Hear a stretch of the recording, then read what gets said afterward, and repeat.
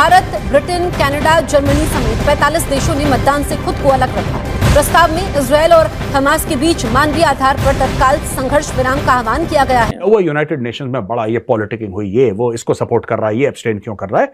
और भारत ने भी वही बात बोली, अमेरिका ने भी वही बात बोली, जर्मनी में भी वही बात बोली। कहीं आपने ये नहीं लिखा कि उन्होंने टेररिस्ट एक्ट करी है, बच्चों को मारा है।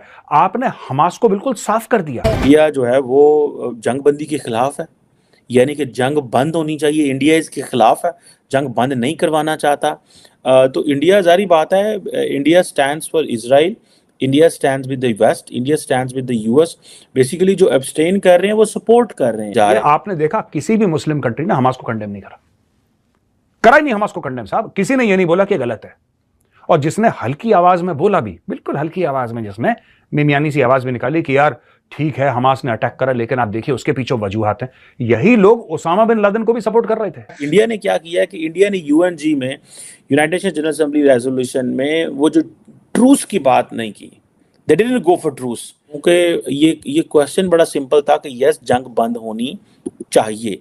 और मेरा ख्याल है कि इंडियंस को इस चीज़ की समझ है कि हमें अमेरिका के साथ खड़े होना है, और वो खड़े हुए हैं अमेरिका के साथ, और वो they are not going to back out, वो बैक आउट नहीं करने। कंडेम करूंगा कि terrorism is not a solution, और इस्लाम के अंदर इसकी बिल्कुल कोई गुंजाइश मौजूद नहीं है। हमास ने जो बहुत बड़ी गलती की है, मैं इसको गलती समझता हूँ। बिकॉज आप इमेजिन करें दैट जितना आप उसको कह लें कि जितना इजराइल ताकतवर है, आप क्या समझते हैं वो क्या करेंगे? अच्छा, वो तबाही उधाड़ कर रख देंगे।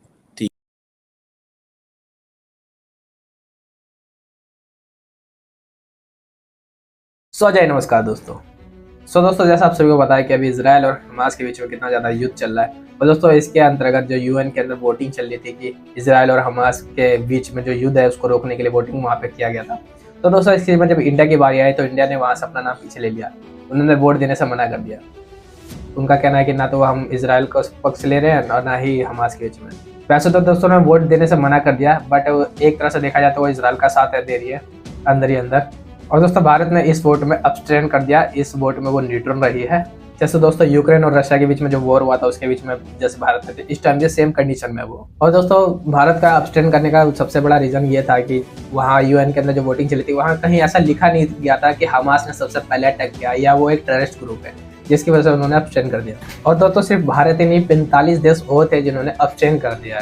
और दोस्तों, एक तरह से इजराइल ने पूरी तरीके से धमकी समझ ली है, वार्निंग जो भी आप समझना चाहते हैं वो उन्होंने दे दी है। वो उनका कहना ये है कि जब तक हमास और गाजा पूरा एकदम खत्म नहीं हो जाता, सो नहीं जाता नींद की मौत, तब तक ये अटैक करता ही रहेगा। और दोस्तों, इसमें आपकी क्या राय है, आप जरूर कमेंट करके जरूर बताना कि भारत को अब्सटेन करना चाहिए था या नहीं करना चाहिए था। कि जो भारत का स्टेप है ना कि हम इजराइल के साथ खड़े हैं, देखिए भारत के वोट की बहुत वैल्यू है, बहुत ज्यादा वैल्यू है भारत के वोट की। और अगर भारत के वोट की वैल्यू है तो फिर लोग चाहेंगे कि भारत का वोट हो, और जब लोग चाहेंगे तो लोग दबाव डालेंगे। अब कतर क्या दबाव डाल सकता है, क्योंकि इजराइल ग्राउंड पे है और आप लोग अपने महल के अंदर हैं। जितने भी लोग चिल्लाते हैं जिहाद जिहाद, मैंने तो पाकिस्तानियों को भी बोला हमें जिहाद करना है, हमें जिहाद करना जिहाद करना। एक दो इंडिया वाले भी थोड़े से ऐसे बोरा गए थे एकदम दिमाग से ना कि हमें जिहाद करना। तो मैंने बोला किसने रोका है तुमको यार, तुम जाओ। नहीं, अगर हमें सरकार अलाउ नहीं करेगी, इसमें सरकार अलाउ करेगी इसका क्या? मोदी जी आपको बोलेंगे कि ऑल द बेस्ट बेटा, ये दही चीनी खाकर जाओ फिर जिहाद करना। तुम जाओ, किसने रोका तुम्हें? अगर तुम्हारे दिल में जिहाद की चिंगारी है, जिहाद की आग है, तो जाओ लड़ो। तुम्हें परमिशन की क्या जरूरत है यार? जिहाद आप कहते हो ना दीनी फरीदा है, जाओ। नहीं, तो ये जो यूनाइटेड नेशंस में हो रहा है दोस्तों, ये एकदम फ्रॉड है, ठीक है, और इसकी वैल्यू एकदम जीरो है दोस्तों। अच्छा, बीच में इजराइल ने धमकी क्या दी है, वार्निंग दी है, आप समझ लीजिए।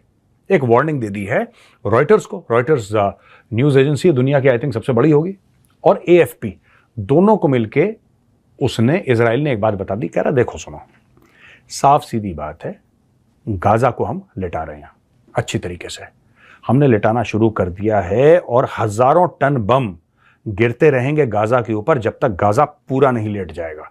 और एक बार गाजा लेट जाएगा, फिर नीचे जो सुरंग है ना इसकी, जो हमास जिसमें बड़ी कारीगरी करता था, एक एक करके सारी सुरंगों को हम लिटाएंगे। उसके बाद चुन चुन करके सारे हमास वालों को हम निपटाएंगे, तब ये प्रोग्राम खत्म होगा। अच्छा, ये लोग जो हैं ये भाई लोग पहुंच गए वहां पे कि साहब हम लोग तो यहां पे हमारे पत्रकार हैं गाजा में, हम तो पत्रकारिता करेंगे। तो इजराइल ने बोला देखो भैया ऐसा है कि हम तुम्हारी सेफ्टी सिक्योरिटी की गारंटी नहीं ले सकते, हम तुम्हारी सुरक्षा की गारंटी नहीं ले रहे, क्योंकि एक बार हवाई जहाज से रॉकेट निकल गया, राइट, एक बार वो रॉकेट निकल गया, एक बार प्रेडेटर ड्रोन से वो हेलफायर मिसाइल निकल गई, वंस इट इज फायर्ड, उसके बाद उसको ये नहीं पता कि वहां पे पत्रकार खड़ा है कि हमास वाला खड़ा है। जब तुम्हें पता है कि यहां पे बॉम्बिंग हो रही है, यहां पे बिल्कुल फ्लैटन कर रहे हैं गाजा को, जब तुम्हें पता है तो क्यों जा रहे हो वहां पे? फिर तुम विक्टिम कार्ड खेलोगे। अच्छा, एएफपी के हेड ने यह भी बोल दिया कि ये बिल्कुल ठीक नहीं है और मैं दुनिया से अपील करता हूं फलाना। अबे ठीक भी क्या बकवास कर रहे हो यार तुम, ये ठीक नहीं है, गलत है। तुम एक बात बताओ, ये कागज वागज लिख रहे हैं, ये चिट्ठियां लिख रहे हैं लोगों को, ये देखो ये गलत कर रहा है इजराइल। इजराइल ने एक मिसाइल फायर करी है, तुम बेवकूफ हो, तुम मिसाइल के सामने चिट्ठी लहराओगे कि हे मिसाइल देवता, ये चिट्ठी है मेरे पास मत आना। अब पागल वागल हो। करीब लोग जो थे उन्होंने कहा यस इसको बंद होना चाहिए। 45 ने अब्सटेन किया और 14 अगेंस्ट हैं। तो ये जो 45 और 14 है दे आर बिल्कुल सेम है, इनका एक ही वर्जन है, ठीक है। मैं समझता हूँ क्योंकि ये क्वेश्चन बड़ा सिंपल था कि यस जंग बंद होनी चाहिए। और मेरा ख्याल है कि इंडियंस को इस चीज़ की समझ है कि हमें अमेरिका के साथ खड़े होना है, कि इंडिया ये समझता है कि अगर हम जितनी ज़्यादा इसराइल की सपोर्ट करेंगे तो बेसिकली इन रियलिटी हम कश्मीर की सपोर्ट कर रहे हैं, because there is a large section of people in India, they believe that this is a Jewish versus Muslim war, this is not a Palestine Israel war, ठीक है। Similarly जैसे कहते हैं ना कि जैसे इंडिया और पाकिस्तान दोनों के अंदर एक large section of the society ये समझता है कि इंडिया पाकिस्तान का मसला जो है ना, this is not India Pakistan, this is a Hindu versus Muslim. So that is very dangerous when we call it Hindu Muslim or Jew Muslim. It should be like India Pakistan and it should be like Israel Palestine. Because जब आप इस तरह करते हैं तो उसकी direction बदल जाती है। लेकिन वो जो हार्डलाइनर्स होते हैं on both sides they really want कि हम इसको रैप अप करें with the religion. The more you wrap up with the religion, the better it is for your आपकी उस चीज़ के लिए वो ज़्यादा होता है। अब इंडिया अब हुआ ये है कि जब सारी बात है जब से ये अटैक हुआ है 1400 इसराइली मारे जा चुके हैं, 7000 7,500 फ़लस्तीनी मारे जा चुके हैं। इसराइल जो है उसने टोटल सीज किया हुआ है, इट्स अ कंप्लीट सीज, मतलब फूड वाटर कुछ फ्यूल कोई सप्लाई नहीं जा सकती। और मज़े की बात यह है कि इसके ऊपर भी सिक्योरिटी काउंसिल में आया है कि और वेस्टर्न वर्ल्ड ये कह रही है कि नहीं फ्यूल वाटर कुछ भी नहीं जाना चाहिए वहाँ पे। क्या वेस्टर्न वर्ल्ड ये जो पब्लिक ओपिनियन डेवलप होगी in the rest of the world इसको डाइजेस्ट कर पाएगी?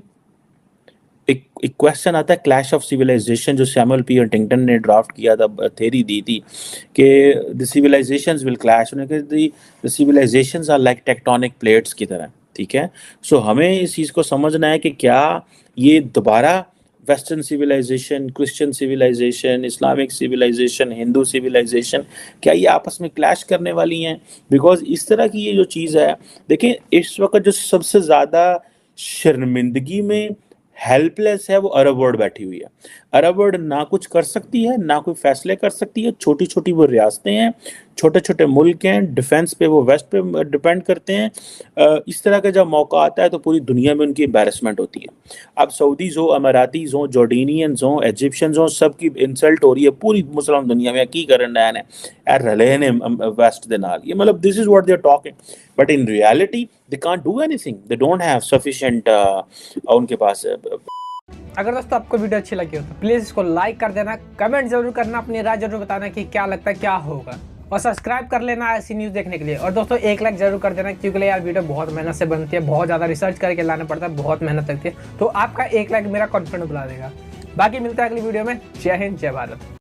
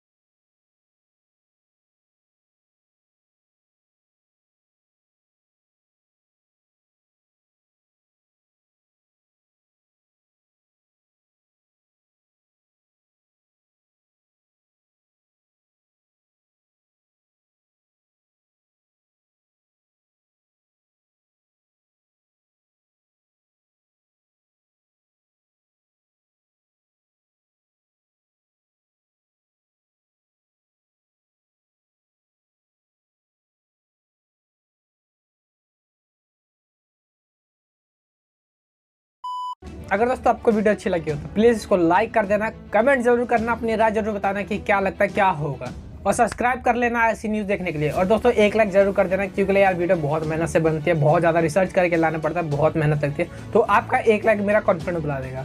बाकी मिलता है अगली वीडियो में। जय हिंद, जय भारत।